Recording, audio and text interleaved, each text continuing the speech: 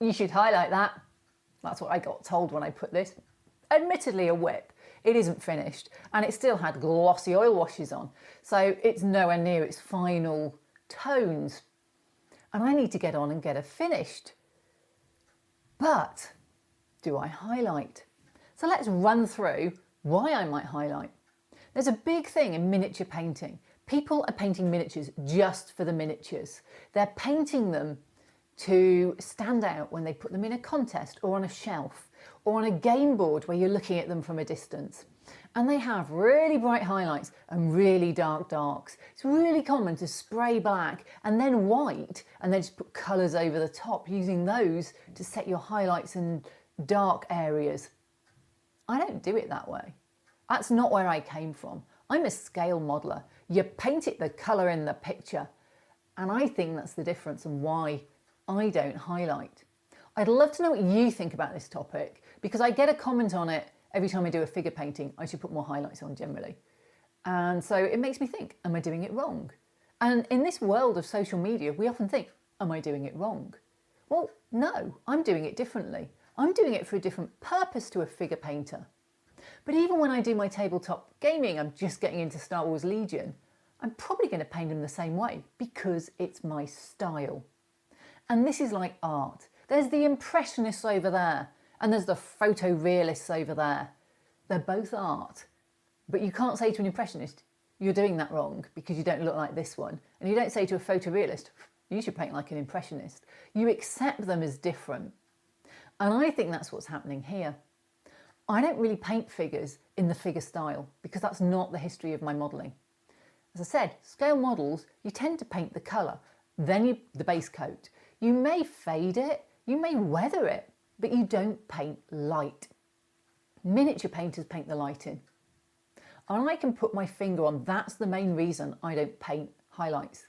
And also, when I was reading early forums, I could see people go and dry brush with white. And they used to take a roof and they would streak it with white to bring out the details. And it would look like a seagull had diarrhea all over it. And I was like, this doesn't look real. I have never looked at a roof in real life and seen a white highlight.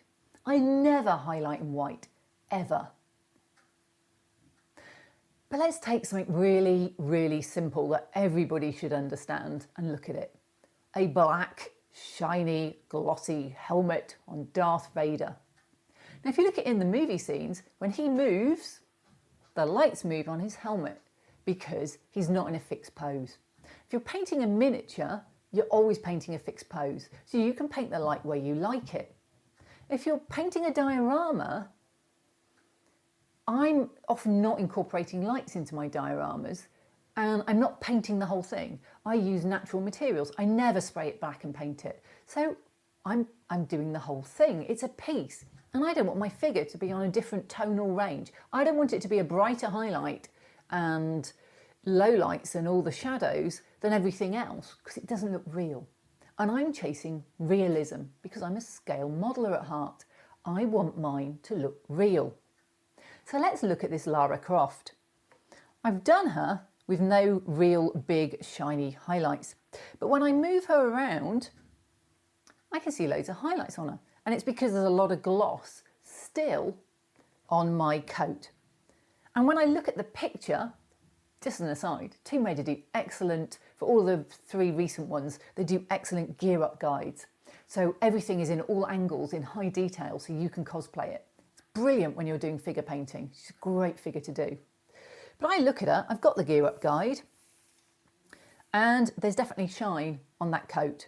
Maybe not as much as I've got here, but there's definitely some kind of shine, especially in some lights. Okay, that's the gear up guide. That's what you paint up. Then you go and look at the actual picture in game, and it's a lot darker because it's got a colour grade on it. That's fine. I'm going to do this in photo and video. I'm not taking this to a show. It's not getting seen. It may eventually get sold, but it's not going to stand on its own as a figure. It's always going to be part of this diorama. And there are some really bright brights, but they're not white. And actually, even the snow in this is a sludgy grey. And snow's white, we all know that. So there's no great bright highlights. And actually the snow is generally where the highlights would be. And that's the excuse I'm going to use. I'm putting snow on instead of highlights. But to be honest, I wouldn't highlight this anyway. This is just as I want it to be. It looks real. When I take a photo, my modelling lights will put the highlights on. There's already a lot of deep shadows on there that I've painted in. I don't feel the need to add any more. And that means if I want to do the light coming from this side, I can. My highlights aren't painted in. If I want to do the light coming from this side, I can. My highlights aren't painted in. If we go back to Darth Vader, if I want to put the same Darth Vader figure with his glossy helmet in multiple scenes, I can always get the lighting right because the scene is going to be lit with the same lights as Darth Vader. He will look in character. If I've painted a zenith or 45-degree light here, I can't do that. I can't then do a side light because it will look wrong. If I pick that figure up and go and move him over here and my lighting's different, he should be lit differently. And that is where the scale modeler in me goes, I want to set the lights with my photography lights. I'm doing this for video and photography. I want to control the lighting. And actually on model railways where I came from, you control the lighting. You put your own lighting in generally. You don't rely on the ambient light because it's not bright enough to see the details. So you can set the direction your lighting is. That's what I'm used to. Mostly overhead, mostly quite strong to show everything off. But miniatures aren't trying to do that. They're trying to get a small figure on a shelf to look stunning. Something at arm's length on a tabletop to look stunning. They want dark darks and light lights. They want huge contrast range in their figures. Sometimes in the colours, but quite often just also in the tones, the sort of lights to darks. They're after a different effect. And especially in the fantasy worlds, they are very, very distinct. That's not what I do. So, am I wrong? Should I be putting highlights on Lara? People are writing in to tell me so. Should I be doing it? I don't think so. It's not my style. I have a low contrast style. I don't want Lara to be bright and shiny and highlighted like she's in a strong light. This is a mountainside. She's in shade, almost from the pictures, with a little bit of sun lighting her back. But it's not really, really bright in video. It's not a bright scene that I'm copying. I'm going to put snow on her that's white. I'm not going to make it grey. I'm going to do that with the photograph afterwards. I'm going to put a greeny grey colour tone on everything. Maybe a little bit of yellow in the highlights. All the shadows are going to get the greeny blue colour. And that is why I don't model figures with bright highlights. I can boost it in Photoshop later if I want to. Is that cheating? No, it's just a different type of modelling. I'd love to know what you think. It's just a few thoughts on highlighting. I'm not going to highlight it. I'm going to use the snow as an excuse this time. I wouldn't have highlighted her.